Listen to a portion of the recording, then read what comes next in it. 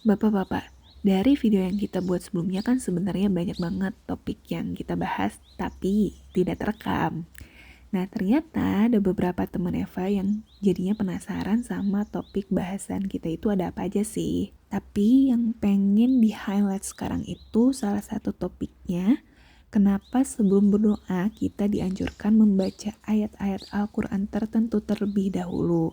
Contohnya, misalnya mau dipertemukan jodoh bisa mengawali doanya dengan membaca Quran Surat Yasin ayat 36, baru kita sebutin kriteria jodoh kita itu mau kayak apa. Jadi gini ya, berdoa dengan menggunakan ayat-ayat Al-Quran itu memiliki beberapa keutamaan dan alasan dalam Islam.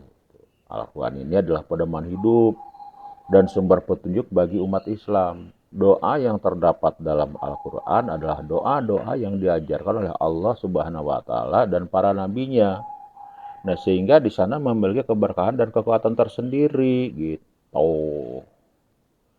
Juga dengan membaca Al-Quran, itu termasuk juga doa-doa di dalamnya, insya Allah akan menjadi syafaat atau penolong di hari kiamat bagi yang membacanya. Itu menurut hadis yang diriwayatkan oleh Imam Muslim. Dan juga kita berharap bahwa doa-doa yang terdapat dalam Al-Quran itu jika dipanjatkan dengan sungguh-sungguh, ini diyakini dapat mempermudah terkabulnya doa dan hajat kita. Meminta sesuatu kepada Allah dengan menyebutkan janji-janjinya dalam Al-Quran seperti janji akan mengabulkan doa, memberikan kehidupan yang baik bagi orang yang beriman dan lain-lain adalah bentuk tawasul yang diperbolehkan. Namun perlu diingat bahwa Allah tidak terikat dengan keharusan untuk mengabulkan doa secara langsung sesuai keinginan kita. Karena dia lebih tahu apa yang terbaik bagi hamba-hambanya. Begitu. Oke lah, kalau kita nyambung omongan kemarin ya, misalnya. Di dalam ayat ke-36 dari surat Yasin itu kan subhanallazi khalaqal azwaja kullaha mimma tumbitul ardu wa min anfusihim wa mimma la ya'lamun. Allah itu kan menjanjikan kepada kita bahwa Allah telah menciptakan pasangan-pasangan semuanya. Baik apa yang dari golongan kita maupun dari luar golongan kita. Jadi ada pasangan-pasangannya gitu. Nah, kita berdoa, kita bisa saja menagih janji kepada Allah, ya Allah, bukankah engkau telah menyediakan pasangan-pasangan bagi setiap makhluknya, baik dari kalangan kita atau maupun dari kalangan yang lain. Tetapkanlah jodoh buat kami, jodoh buatku, jodoh yang terbaik, jodoh yang paling soleh. Gitu. Atau misalnya begini, ketika kita sedang berupaya mengerti sesuatu, ada hajat tertentu, kita bisa ini apa namanya meminta janji Allah sebagaimana janji yang ada dalam Quran surat A'rad ayat 11 yang orang seringkali membacanya cuma sepotong gitu, cuma bagian depannya aja, misalnya gini, innallaha la yughayyiru ma biqaumin hatta yughayyiru ma bi anfusihim, cuma sampai di sana, yang artinya bahwa Allah itu tidak akan merubah nasib suatu kaum sebelum dia sendiri merubah dirinya sendiri gitu. Padahal ada kelanjutannya yang kita bisa mintakan janjinya kepada Allah. Wa iza aradallahu biqaumin su'a fala maradalahu wa malahu min dunihi miwa. Bahwa semuanya Allah menghendaki keburukan bagi suatu kaum, maka tidak ada seorang pun atau tidak sesuatu pun yang bisa menghalanginya. Itu begitu. Jadi kalau misalnya dan sebaliknya apabila Allah menghendaki satu kebaikan bagi kaum itu, maka tidak ada satupun yang bisa menghalangi kebaikan yang sudah ditetapkan oleh Allah. Kenapa? Karena dikatakan begini, wa malahum min dunihi miwal gitu. Jadi tidak ada yang bisa melindungi kecuali Allah.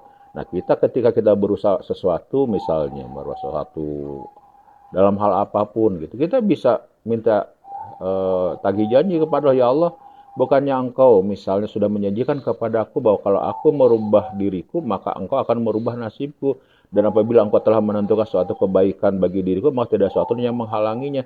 Ya Allah, mudah-mudahan jadikanlah usaha ini menghasilkan hal yang terbaik gitu.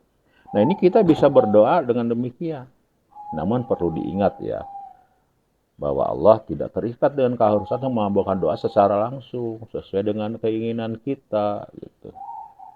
Kenapa? Nah ini, jadi kita itu harus menyadari bahwa kita tuh jangan tergesa-gesa dalam berdoa, tergesa-gesa ingin segera dikabulkan. Kenapa? Gitu. Karena Allah lah yang tahu kapan doa itu dikabulkan. Ini kita berhusnuzon ya, jangan bersuuzon begini. Wah, kita mah nggak dikabulkan doanya. Kenapa? Mungkin karena ibadah saya lalai, mungkin karena sholat kita misalnya tidak khusyuk, atau mungkin karena kita banyak dosa, atau mungkin karena kita durhaka sama orang tua dan seterusnya. Ya, kita jangan suuzon begitu. Mari kita berprasangka baik. Kenapa doa kita belum dikabulkan? Misalnya kita doa minta jodoh, minta pasangan, tapi kok belum ini juga gitu. Itu mari kita berhusnuzon, berprasangka baik. Mungkin Allah memiliki rencana lain yang lebih baik untuk kita. Sehingga Allah juga mungkin menunda pengabulan doa. Kenapa? Karena kasih sayangnya kepada kita gitu. Jadi kita jangan terlalu tergesa-gesa, jangan tidak sabaran dengan berdoa atas kita berputus asa terhadap rahmat Allah. Begitu misalnya kita berdoa sekian lama kok belum dikabul, akhirnya kita berhenti berdoa. Itu kan salah gitu. Kenapa? Karena Allah yang tahu apa yang terbaik bagi kita. Jadi rencana Allah yang lebih baik. Allah memiliki rencana terbaik. Allah mungkin menunda pengabulan doa atau menggantinya dengan sesuatu yang lebih baik. Karena dia mengetahui apa yang terbaik untuk hambanya. Ya itulah kenapa misalnya Bapak kemarin menganjurkan sebelum kita berdoa, kita dasari dulu dengan ayat Al-Quran. Kita baca dulu ayat Al-Quran yang relevan dengan doa kita. Bahkan kalau misalnya kita tidak hafal doa itu karena ayat baca Quran itu karena terlalu panjang, karena kita belum fasih, coba bisa doa dengan Asmaul Husna. Misalnya ketika kita ingin memperoleh petunjuk, kita berdoa dengan mengucapkan Al-Hadi, Al-Hadi gitu. Ya Allah yang sebagai pemberi petunjuk gitu. Kalau misalnya kita ingin menghindari ketakutan kita ketika dalam perjalanan, kita bisa berdoa dengan mengawali Asmaul Husna, ya Hayyu ya Qayyum, ya Hayyu ya Qayyum, kayak begitu. Nah itu jadi semacam demikian. Jadi doa dengan Al-Quran itu yang maksudnya supaya kita bisa lebih tawadu, bisa lebih ini, dan juga kita bisa tahu apa yang dijanjikan oleh Allah.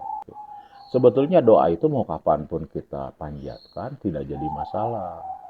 Cuma ada beberapa tempat-tempat yang mustajab. Salah satu diantaranya tempat yang mustajab dalam berdoa itu adalah ketika kita selesai melaksanakan sholat. Kenapa? Karena dalam sholat itu kan kita sedang mendekatkan diri kepada Allah. Kita sedang dekat-dekatnya, apa salahnya kalau kita berdoa? Itu demikian gitu. Doa mustajab yang lainnya masih ada, tempat yang mustajab, tempat yang dikabul. Misalnya doa setiap hari Jumat. Setiap hari Jumat itu bukan ketika selesai sholat Jumat, tapi hari Jumat. Hari Jumat itu kapan dimulainya? Setelah terbenam matahari pada hari Kamis sampai kepada tenggelamnya matahari di hari Jumat berikutnya gitu. Jadi dari maghrib hari Kamis kemarin sampai hari Jumat itu kan Jumat tuh nggak tahu. Jadi jam yang mana, kapan yang mana di hari Jumat itu yang mustajab gitu. Itu yang kita nggak tahu. Karena apa? Karena segala sesuatu itu menjadi rahasia Allah gitu. Yang jelas kita harus meyakini ya. Jadi di dalam hidup ini semacam di dalam surat Ar-Ra'd ayat 11 itu ya. Yang penting bagi kita berdoa kepada Allah dengan sungguh-sungguh, dan jangan lupa ikhtiar juga yang sungguh-sungguh pula.